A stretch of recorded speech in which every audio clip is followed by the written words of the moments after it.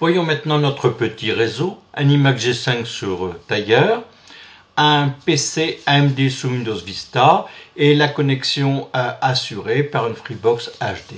Donc les deux ordinateurs sont connectés par des câbles Ethernet. Pour vous connecter à un PC depuis le Mac, allez dans le menu du Finder, allez se connecter au serveur. Dans la zone serveur, tapez smb nom du PC ou son adresse TCP/IP. Ici, le PC s'appelle PC Vista. SMB signifie Short Message Block.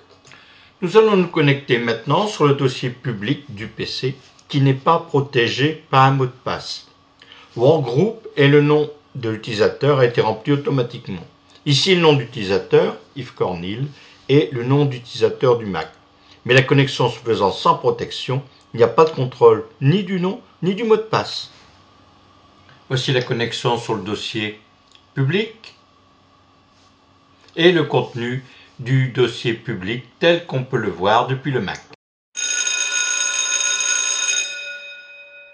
Si le dossier public du PC a été protégé par un mot de passe, il faudra donner un nom d'utilisateur et un mot de passe associé. Ici, c'est la connexion au dossier public. Et maintenant, le contenu du dossier public tel qu'on peut le voir sur le Mac. Depuis le Mac, vous pouvez aussi vous connecter à un dossier particulier du PC. Ici, c'est un dossier Capture Vista qui est dans le dossier Documents de l'utilisateur PC Vista de l'ordinateur PC Vista-PC.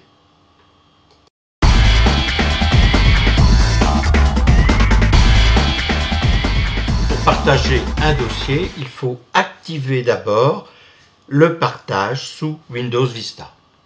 Allez dans le panneau de configuration, centre de partage, validez le bouton radio, activez le partage de fichiers, choisissez le type de partage et cliquez sur le bouton appliquer.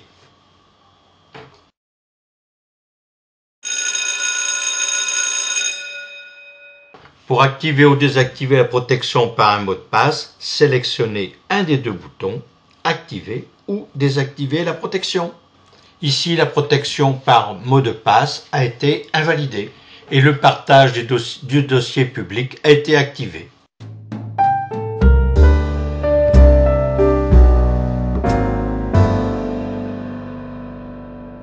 Pour partager un dossier, sélectionnez le dossier, un clic droit et dans le menu contextuel, choisissez Partager. Choisissez ensuite les utilisateurs qui peuvent accéder à ce dossier. Ici, tout le monde cité pourra accéder à ce dossier. Je clique ensuite sur le bouton Partager. Et voici l'adresse qu'il faudra utiliser pour se connecter au dossier. Et cette adresse peut être envoyée aux utilisateurs intéressés par la messagerie. Sur le Mac, les anti-slash seront remplacés par des slash. On reconnaît un dossier partagé aux deux petites figurines en bas à gauche de l'icône. Pour arrêter le partage d'un dossier particulier, sélectionnez le dossier, clic droit, puis sélectionnez Partager. Le dossier étant ici déjà partagé, vous pouvez changer les utilisateurs qui peuvent utiliser ce partage ou arrêter le partage pour ce dossier.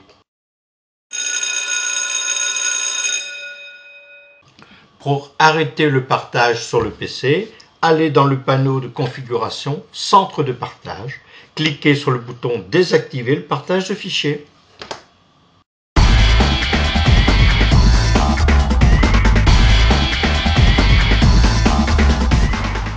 Pour activer le partage de dossier du Mac pour les ordinateurs Windows, allez dans les préférences système Partage. Cochez la case Partage Windows. Ici, l'ordinateur s'appelle iMac G5 de Yves Cornil. Donnez ensuite les utilisateurs autorisés à se connecter au Mac. Maintenant, je vais modifier le réseau et à la place du PC AMD, je mets un iMac Intel et la liaison se fait par une liaison Wi-Fi. J'ai installé Windows Vista par l'intermédiaire de Bootcamp. Pour vous connecter à un ordinateur du réseau, allez dans la barre de démarrage « Réseau ». Ici, il y a deux ordinateurs dans le réseau, Microcam 06 iMac et iMac G5 de Yves. Un double clic sur l'icône du iMac G5 de Yves fait apparaître une boîte de dialogue qui demande de s'identifier. Je donne le nom du Mac sur lequel je veux me connecter, iMac G5 de Yves, ainsi que le nom de l'utilisateur, ici Yves Cornil. Je peux aussi lui donner l'adresse TCP/IP. Nous voyons maintenant le dossier d'Yves Cornil du Mac à partir du PC Vista. Voici maintenant le contenu des différents dossiers d'Yves Cornil visibles sur le PC sous Windows Vista. Vous pouvez mettre un dossier venant du Mac dans la barre de navigation « Liens favoris », comme vous le feriez avec un dossier de votre PC sous Windows Vista. Ici, j'ai renommé le dossier document venant du Mac en le baptisant Document G5.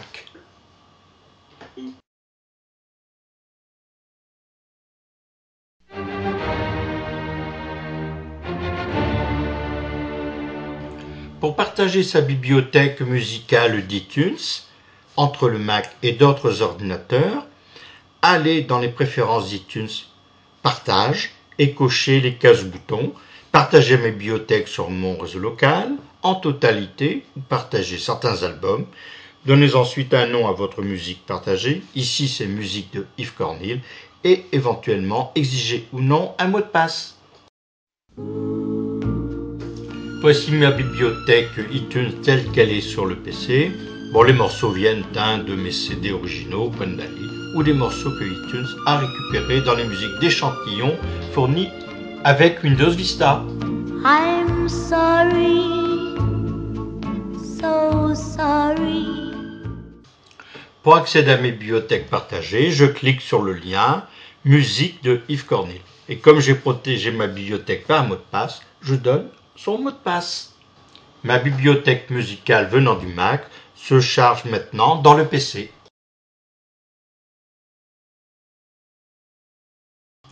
Mais attention, les musiques achetées sur iTunes Store sont protégées et on a droit à 5 installations au total.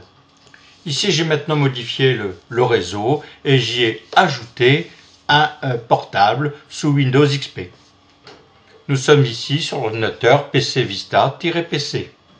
Ici, c'est l'utilisateur Yves. Là, maintenant, c'est l'utilisateur PC Vista.